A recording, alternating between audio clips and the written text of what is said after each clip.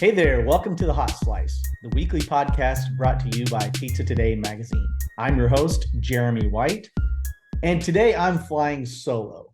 We've got a lot going on this week in the Pizza Today offices. Josh Cowan and Denise Greer, my cohorts who typically join me on the podcast or host the podcast in my absence, are very tied up. And so I am flying solo today. Not a bad thing because I've got a lot to go over and a lot to talk about. I want to start with the Pizza and Pasta Northeast show coming up in Atlantic City, New Jersey at the Atlantic City Convention Center, October 1st and 2nd, 2023. Registration for that show is now open. And if you have not yet secured your spot to attend this can't miss event, you definitely need to do so. I wanted to talk a little bit today about the educational sessions at Pizza and Pasta Northeast. We've got a rundown of those sessions coming up in the September issue of Pizza Today magazine, which you will have in your mailbox in about 3 to 3.5 weeks, roughly. Actually, at the time we were recording this, we are putting that issue to bed, sending it to print, so to speak, which is kind of why Denise and Josh are so tied up today and unable to join me. Anyway, at PP&E, we've got 2 workshops that you are going to want to attend. First is How to Train and Lead a Winning Team by Nick Bogatz. Nick is the founder, owner of Caliente Pizza and Draft House in Pittsburgh, Pennsylvania. He gave an absolutely riveting keynote address several years ago in Atlantic City that, well, let's just say there wasn't a dry eye in the house. We were all teary-eyed as Nick shared his story. What a great story it was, a story of perseverance in the end, a story of having a dream, attacking that dream relentlessly, being beat down at times, and yet standing up and winning at the end. And what a great, just again, I had tears in my eyes, and I was not the only one by any means. So Nick is going to talk about how to train and lead a winning team in his workshop. That is something that in this day and age, every operator needs. We went through COVID and post-COVID where employees were almost impossible to get. Now it's a little easier to find help, but if you are not properly building your culture through your training mechanisms, you're still suffering. So Nick is going to talk about the methods that he utilizes at Caliente to train his team, to ensure that they are all on the same page and that he is instilling a winning culture. And that in and of itself is going to pay huge dividends for you. The second workshop I want to talk about is the Unsliced Method by Mike Bausch. Mike Bausch, one of the most dynamic speakers that we utilize at Pizza Expo and Pizza and Pasta Northeast. He brings the energy, he brings the enthusiasm, he brings the knowledge. And every time he speaks, you will learn something. I promise you that. I know I learn something every time I sit in on one of his sessions. The Unsliced Method is based on his book, and it really is a holistic operations manual, for lack of a better term.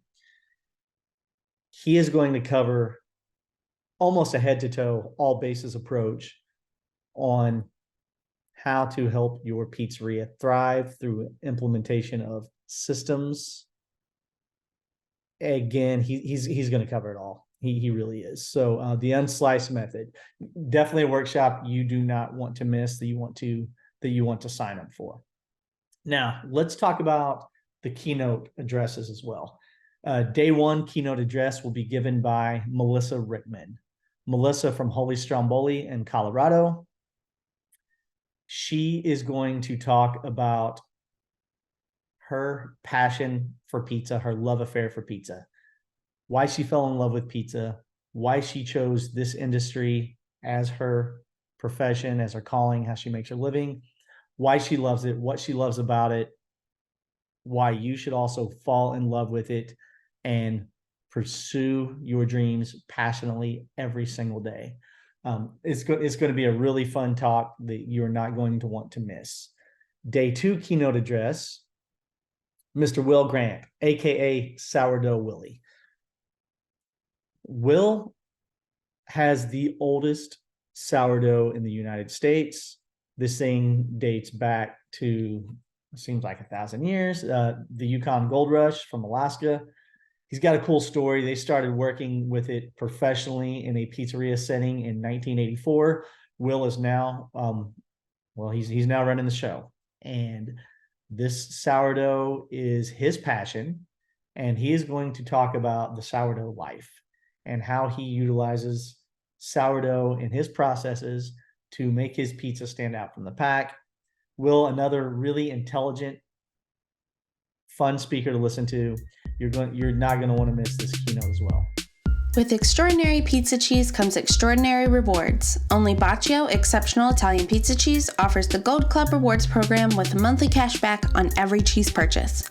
Members also receive funds twice a year to use in their exclusive marketing store. It's their way of saying grazie to customers. Schedule a demonstration at baciocheese.com/hotslice and discover how rewarding Bacio Exceptional Italian Pizza Cheese can be. Pizza is your legacy. Build it with Bacio. Looking to grow your pizzeria or restaurant? Then you'll want to try the power of a cloud-based POS system. With Hunger Rush, you'll get everything you need. This fully integrated restaurant management system allows you to easily streamline operations, accelerate the delivery process, and grow your business through Hunger Rush 360 marketing. And it's so easy to use. Want AI-powered text ordering? It's built in. Need to track orders? No problem. Schedule a personalized demo at hungerrush.com today.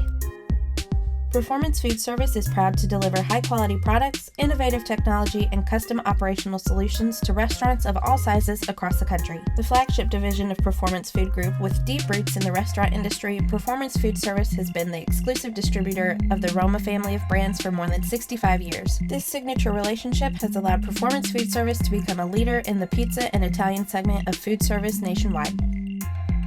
So now that we've covered 2 of the workshops, as well as 2 of the keynote addresses that you're going to want to attend, I've received some emails lately that I thought were pretty interesting, and I kind of wanted to share a letters to the editor segment, essentially, because some of these emails have been thought provoking and have been interesting, and I think that you'll enjoy them. So let me open up one right here. So this one's kind of long, but bear with me here. This is a really good, this comes from, boy, I'm going to butcher this last name, George Panagopoulos, Dedham House of Pizza, located in the heart of historic Dedham Square in Massachusetts. All right, my name is George Panagopoulos, and I'm the owner and operator of Dedham House of Pizza, a Greek immigrant family-owned pizzeria in Dedham, Massachusetts. I enjoyed your commentary recently where you issued a call to action surrounding desserts. Yeah, I did. I wrote a commentary talking about desserts, how they can be a hard sell in pizzerias if you don't approach it correctly, but how they can also greatly add to incremental sales if you do approach them correctly. Interestingly enough, I alluded to the September issue of Pizza Today earlier. Well, when that issue hits your mailbox in about 3 weeks, Mr. Mike Bausch, who we discussed with the workshop, Mike Bausch has a column on desserts in the September issue of Pizza Today, in which he basically tells you how he finds success with his dessert menu and his upselling tactics. So you don't want to miss that. Make sure you read that when you get your September issue of Pizza Today. All right, back to George's email. I shared the same sentiment as you regarding desserts in a high carb setting. However, I decided to offer a variety of desserts in addition to the usual cookies and brownies that we see on counters at most pizzerias. I took the risk and purchased a turbo air front fridge. I was concerned due to the cost of the machine that it would take me a year or 2 to sell enough desserts to cover the cost of this pricey fridge. Well, I couldn't have been more wrong. At the end of last year, I started offering desserts such as chocolate mousse cake, which has become one of our best sellers, rainbow cake, tiramisu, red velvet, peanut butter explosion, baklava cheesecake, New York cheesecake, limoncello, Mississippi mud pie, Oreo mousse, and banoffee. We are currently working on bringing in an even larger variety of desserts. That's a ton of desserts, and George is bringing in even more. The individual packaging of the desserts was an obstacle that I believed I have tackled to the best of my ability regarding presentation. Through our providers, I have purchased a variety of see-through clear plastic containers that fit the desserts nicely and snug so that they don't fall over and so that they don't look displeasing to the customers. I purchased very tiny circular stickers, which I place underneath the plastic containers that allows us to mark the desserts by day of the week by color, associating the 7 days of the week. I noticed that when the stickers were placed elsewhere, it took longer for the desserts to leave the shelf. We want to make sure that we are adhering to the conceptions of consumer behavior. When the consumer sees a sticker, it deters them from purchasing the dessert. Very interesting insight, George. Because their mind subconsciously starts to understand the scenarios about packaging and shelf life. Again, nice observation, putting the sticker on the bottom so that it's hidden, so that your staff understands when it needs to be rotated out, but the customer, if it's on the shelf to the customer, it's good. All right, George goes on to say, with sensitivities and allergies at an all-time high, it was important for us to make our patrons aware of the potential ingredients that could pose a problem. Therefore, I made labels and laminated them. Each label contains all of the ingredients of each dessert. The labels are posted in front of each dessert to create comfort to the consumer. Therefore, they know the potential hazards the items could pose to them. If they are indeed sensitive or allergic to certain foods, such as peanuts and tree nuts, I also have a large PDF document available for viewing that I've posted on the side of the fridge. Now, this is where it gets good, and this is why I'm reading this email to you. For those of you who may be concerned about whether desserts are a viable option for you. George says, my goal the first year is to add an additional $25,000 in gross sales just through desserts. We are open roughly 360 days a year. So to meet my goal, I would need to sell 10 desserts per day. We are almost there. I have not yet sent email blasts or specials or any announcements to my customers through our loyalty rewards program. I plan on working on better packaging, a detailed marketing strategy, as well as high-resolution photos for our online ordering platforms, which consist of our website, a mobile app, our self-ordering kiosk, as well as third-party delivery platforms. Thank you for taking the time to read my email. I hope this information has helped. Wow. Yeah, George, great information. So George has very methodically decided that he needs to sell 10 desserts per day in order to add $25,000 in incremental gross revenue. He is going to do that through packaging, through his rewards program, and through marketing. So in other words, 10 desserts per day, that's not much, guys. It's not much at all. $25,000 in incremental revenue is George's projection once he gets his program fully running. $25,000 is nothing to sneeze at. All right, good job, George. Thank you for the email. I hope everyone enjoyed hearing about how George is going to attack desserts to increase incremental revenue. Now, here comes another one on the dessert thread. Hey, Jeremy, I own Roscoe's on the Kenai Peninsula in rural Alaska. We have built a popular dessert following over the years that has grown to be an important part of our brand. Here's how it's done at Roscoe's. 1, we don't use a menu, but we offer a rotation of daily dessert specials featuring 4 to 6 items, plus a signature peanut butter frosted brownie and 3 cookies, all of which are homemade. 2, cheesecakes are the core of what we're doing with our dessert menu, with cakes and pies filling out the lineup, including cream puffs, bread pudding, or even mousse making an occasional appearance. The cheesecakes are of our own design, and we are constantly coming up with new recipes. Crowd favorites so far include carrot cake cheesecake or raspberry chocolate truffle cheesecake, and they make it into the rotation regularly. 3, we market the desserts with our daily specials posts on our special board, on our website, and on our Facebook page, along with a smattering of Instagram pics or shorts. 4, we also offer wholesale desserts on our website.